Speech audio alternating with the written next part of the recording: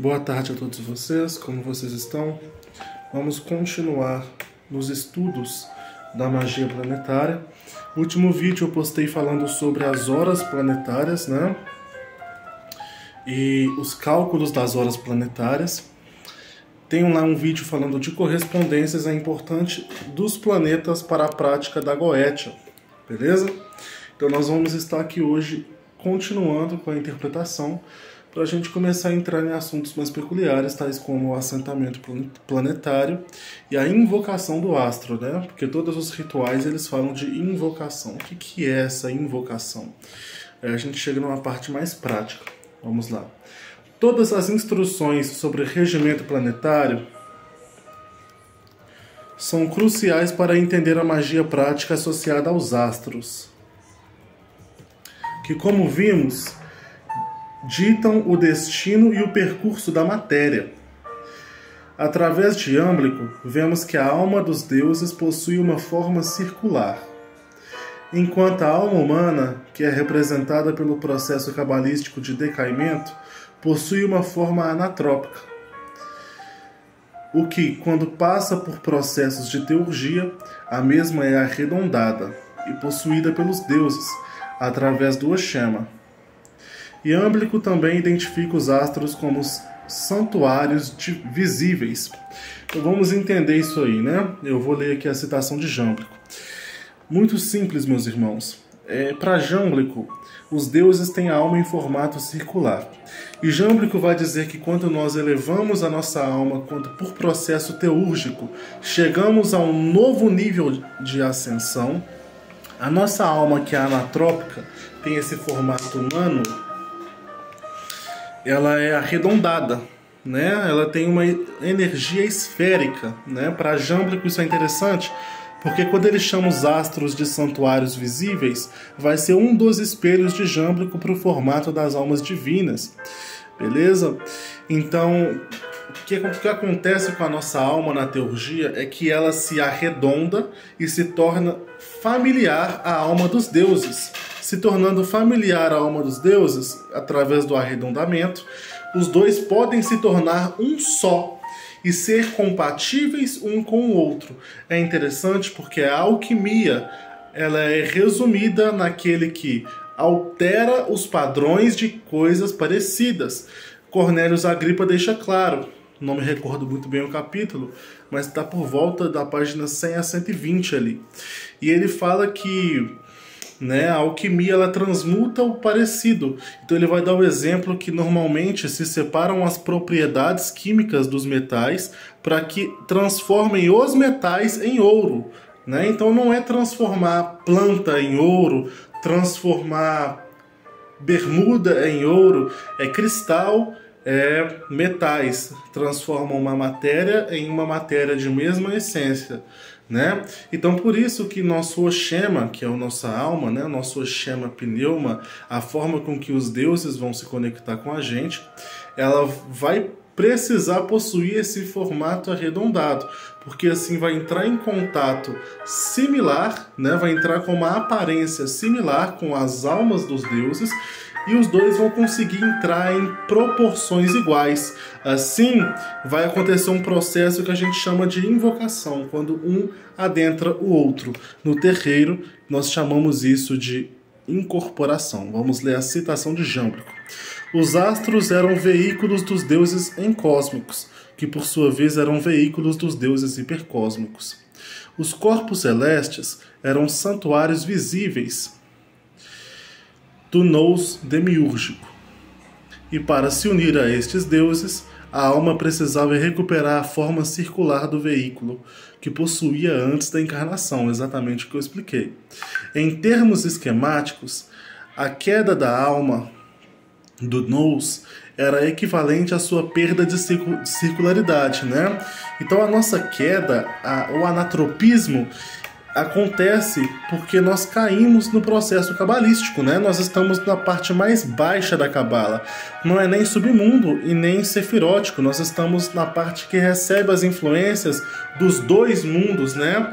Tanto é que é dito que nós somos Deus manifesto. Nem a matéria, ela é composta pelo quaternário, através da manifestação de 4 anjos. Quais são esses? Mentais, astrais, sentimentais e físicos, né?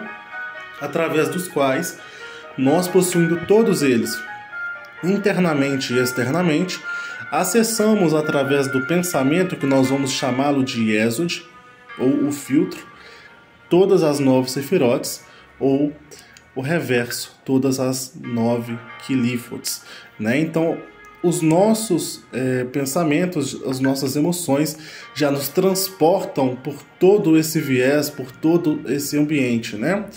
Então, como nós estamos a pé de esse pé de neutralidade, nós temos que evoluir a alma, porque quanto mais alto estivermos com a nossa alma, nós temos essa propriedade de conseguir a evolução, nós vamos conseguir ordenar em espíritos menores, cada vez menores do que nós. Mas vamos continuar.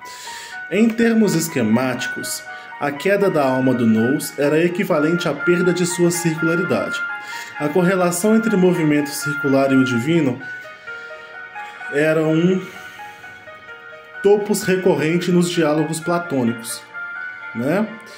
E Jâmblico dizia que todo o cosmos era definido por um movimento circular. A esfera é a única forma que pode incluir todos os sistemas. Ela absorve todas as formas e abrange dentro de si as naturezas secundárias e terciárias, né? Então, aqui começa a ideia de interpretar a roda e o círculo como aquele que abriga tudo. Tanto é que a alma da Terra é o símbolo de um grande círculo representado por Nahash, cujo para qual Eliphas Levi tem 3 corpos, Od, Ob e Aur, né? A serpente da destruição e a serpente da criação. E quando nós refletimos sobre isso, a vida e a morte, uma está comendo a cauda da outra, enquanto a outra está nascendo de outra. A gente não sabe qual que é qual. É o eterno processo de criação e destruição, né? Então esse círculo, que é o início e o fim ao mesmo tempo, ele vai começar a ter voz e formato aqui na cultura de Jâmblico, beleza? Que é um neoplatônico e seguia as filosofias gregas. Essa citação foi retirada do livro Theurgia and the Soul, escrito por Gregory Shaw, beleza? O que por esse motivo torna-se imprescindível a consideração astrológica e astronômica por completo, né? Porque, de acordo com a ideia deste grande ocultista neoplatonista, a circularidade da alma vai servir para conduzir a energia planetária através do corpo humano. Tem uma coisa que eu sempre digo às pessoas: nós somos semelhantes a Deus. Deus, para os cristãos, mora acima do 3º céu. Ele é o papai do céu, o reino dos céus. Vamos interpretar de forma literal: o que está no céu e acima da 3ª nuvem nada mais é do que os astros, os signos, as casas, né? As estrelas fixas no meio do céu, o fundo do céu, o descendente, o ascendente, tudo isso está acima da 3ª nuvem, né? E a nossa semelhança divina não está no anatropismo, mas está que no processo evolutivo nós imitamos os corpos celestes e passamos a movimentar energia circular, né?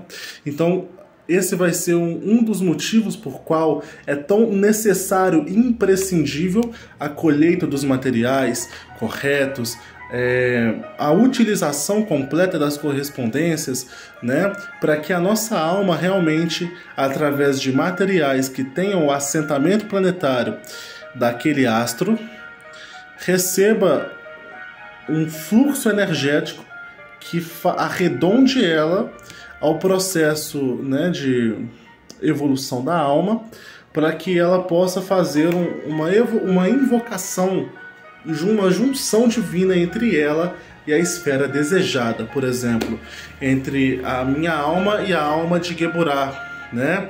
Elohim Gibor, entre a minha alma e a alma de Hod, né? Que é, se eu não me engano, Adonai de Savaot, mas por aí vai. De Júpiter, El, né? Não me recordo certinho todos, eu posso ter errado até de Mercúrio aqui, tá bom? Mas deu para entender, né? Ficou fácil, ficou tranquilo. E assim, através de vibração, banho, através de preparação, eu vou estar me adequando àquele padrão energético, né? Para isso, Jâmblico faz outra citação. Por outro lado, a diferença em cada modo de entusiasmo gera uma aparência divina distinta. Pois ou o Deus nos possui, ou nos tornamos completamente propriedade do Deus. Ou agimos em comum com Ele. O que parece constantemente entre as variedades de possessão divina é a maneira como um Deus se une a uma alma encarnada. Vamos entender primeiro essa ideia aqui, bem legal. O que vai entrar num assunto bem interessante sobre, né, a invocação guiada através da vibração de tudo que te dá a assunção em forma divina, né, te transforma em um Deus com um nome divino específico da esfera na qual você vai mexer,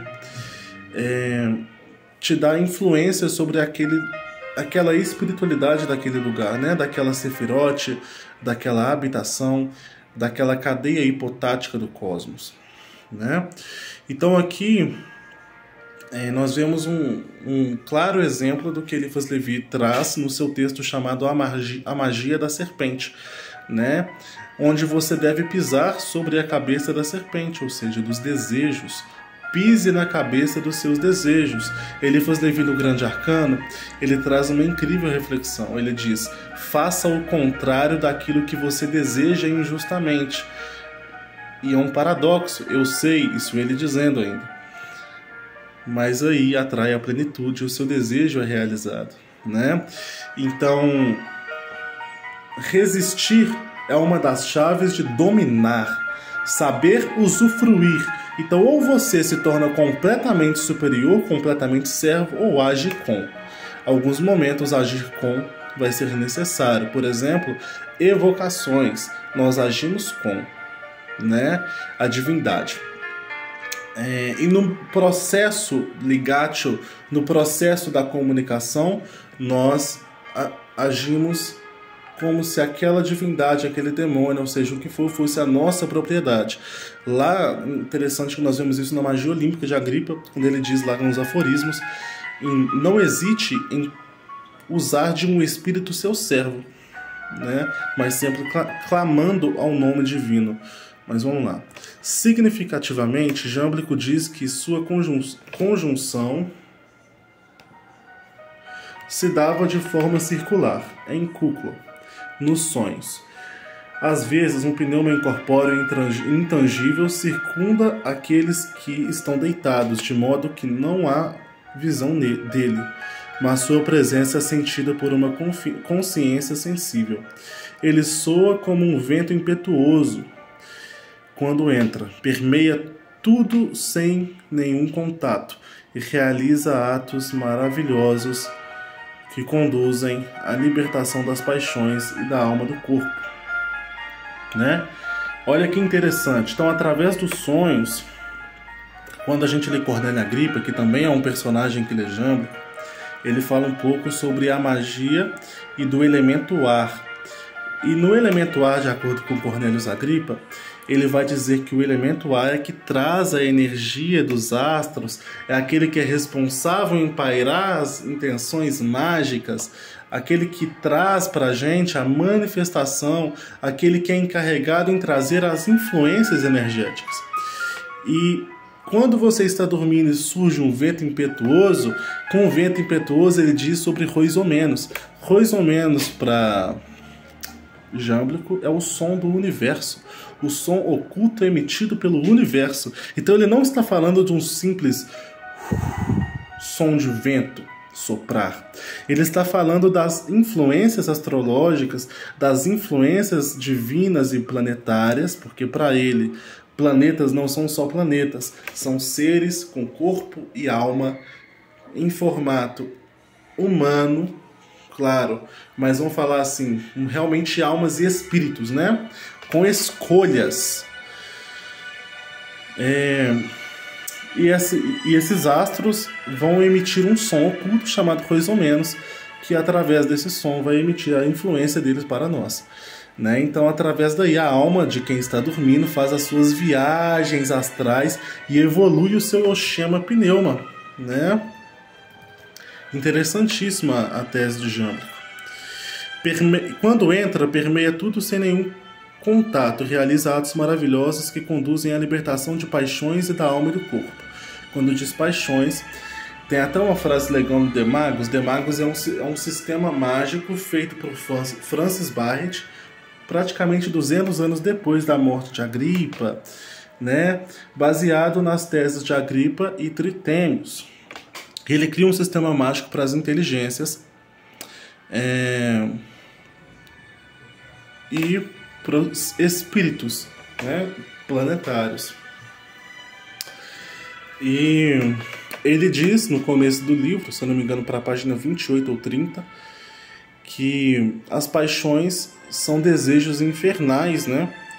Porque elas te conduzem a um ato que não é totalmente racional e uma escolha do ser humano.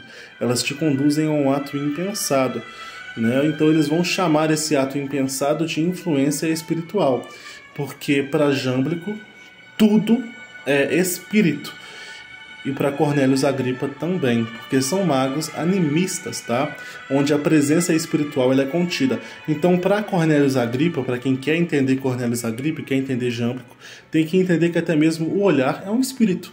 Porque quando você transmite o olhar para alguém, você já sabe, nossa, aquela pessoa está com raiva. Aquela raiva daquela pessoa é uma grande forma de pensamento, que eu senti a presença. E por isso eu sei a natureza e a essência dela naquele momento. Mas vamos lá. Em atos de adivinhação, pois, se a presença do fogo dos deuses em uma forma inefável de luz descem sobre o possuído de fora, o preenchem completamente e o dominam, e o abraçam circularmente de todos os lados de uma vez, de modo que ele não pode realizar qualquer ação própria de sua ordem. Que percepção pessoal, consciência ou intuição poderia ocorrer a alguém possuído pelo fogo divino. Para a sacerdotisa de Delfos, quando o fogo abundantemente reunido que sobe da boca da caverna e abraça circularmente de todos os lados, ela é preenchida com seu esplendor divino. Em seu comentário sobre o Timeu, Jâmblico disse que a atividade circular indica uma assimilação ao nous, pois o pensamento intuitivo da alma e o movimento circular dos corpos imitam a atividade noética. Que é a atividade noética? É a atividade simbólica, geométrica divina do universo através do intelecto divino que ele chama de nous, tá? Uma noesis encarnada se revela nas órbitas das estrelas, cujos Arte e Telos eram simultâneos. E essa energia era compartilhada pela alma até que ela rompesse o círculo para entrar no movimento retilíneo. Foi retirado também do livro Theurgia de Dessau, escrito por Gregory Shaw, beleza, rapaziada? Vamos lá, meus irmãos. Assim entendemos o papel da teurgia, evoluir a alma, transformando-a no Oxema, veículo dos deuses, o que explica detalhadamente o porquê de cada simbologia ou instrumento empregado na arte, cujas funções é contribuir para este fim, né? Então aqui, quando ele falou de símbolo noético, nós imitamos os símbolos do cosmos, né? Tanto que tem os rituais da Golden Dawn que imitam o movimento do cosmos e fazem a evocação daquela energia ou a invocação daquela energia correspondente ao cosmos, né? E assim nós vamos entender a função de cada ferramenta. Por que ter cada ferramenta específica, né? Por que ter uma varinha para cada astro, né? Por que eu vou fazer um sigilo no dia do astro e não no dia de Mercúrio? Começa a ficar nítido por quê. Cada astro tem o seu regimento, cada astro tem o seu sentido, cada astro tem a sua configuração energética, o seu arcanjo, sua inteligência. Cada astro é um padrão diferente um do outro, né? E por isso a correspondência ela é necessária. A magia planetária é rodeada de símbolos e arquétipos, que possuem sua similaridade desde as menores células até os maiores corpos. Por isso, durante uma cerimônia verdadeira, cujo objetivo é atrair a energia bruta da esfera, é crucialmente importante o uso de suntematas físicas capazes de realizar o assentamento completo dessa energia. Para isso, grandes axiomas conhecidos na magia moderna são falsificados, e retornamos a uma ideia mais antiga de magia.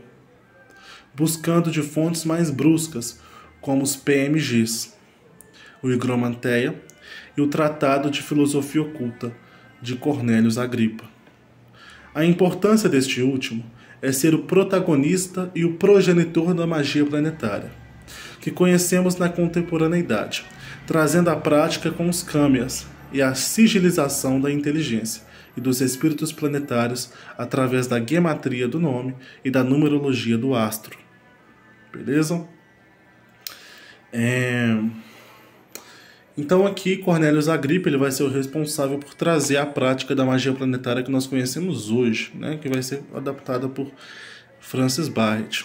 Cornélios Agripa ele cria as tabletas de criptografia que ele aprendeu com o grande mestre dele, Johannes Trithemius, né? Que escreveu esteganografia, que é uma grande mistura de criptografia e magia. Porque é através da criptograficação que acontece a sigilização do espírito.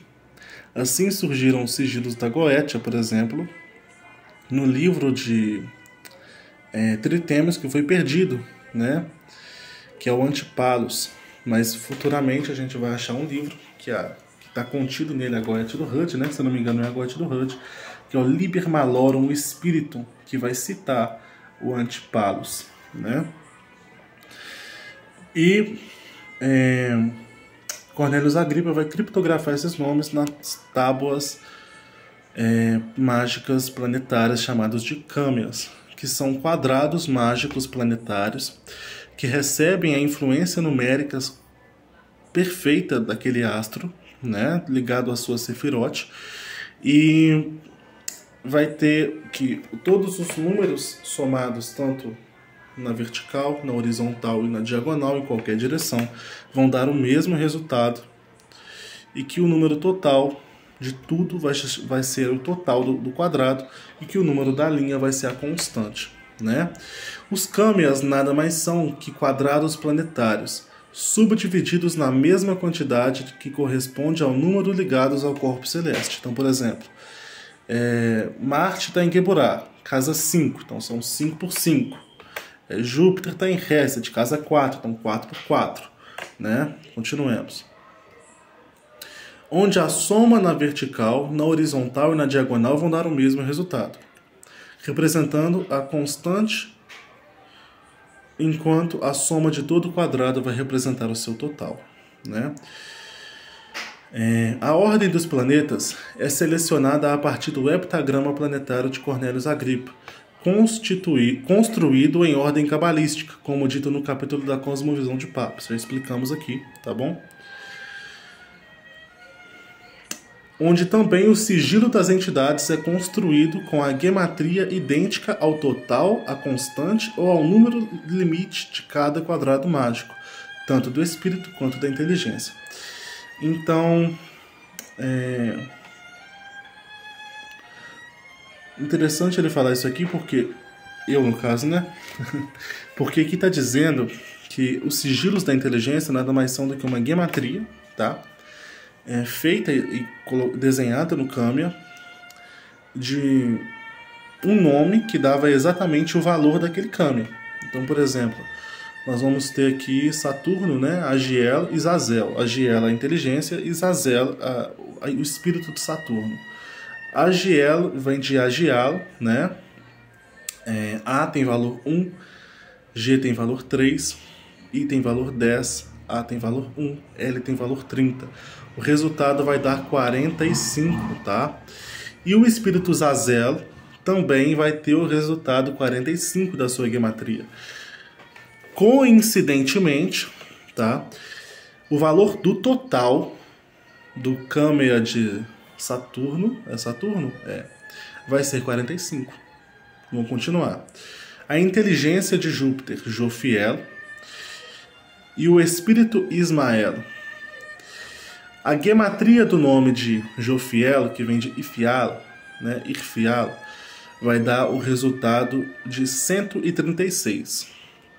O espírito Ismael, que vem de Ismael, vai dar o resultado 136, que coincidentemente é o valor do total do Kamiya de Júpiter. Vamos continuar. Marte, a inteligência Graphiel e o espírito Bart Sabel. Né?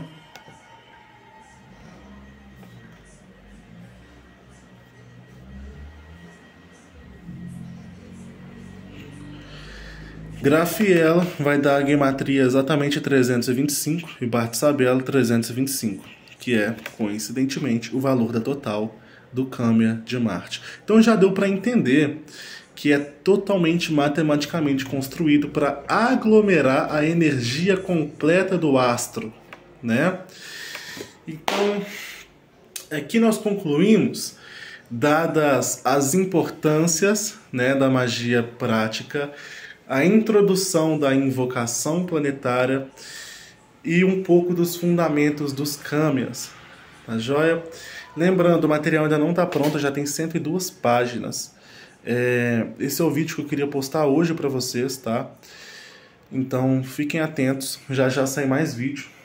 Uma ótima tarde, dia, noite para vocês e que Deus vos abençoe.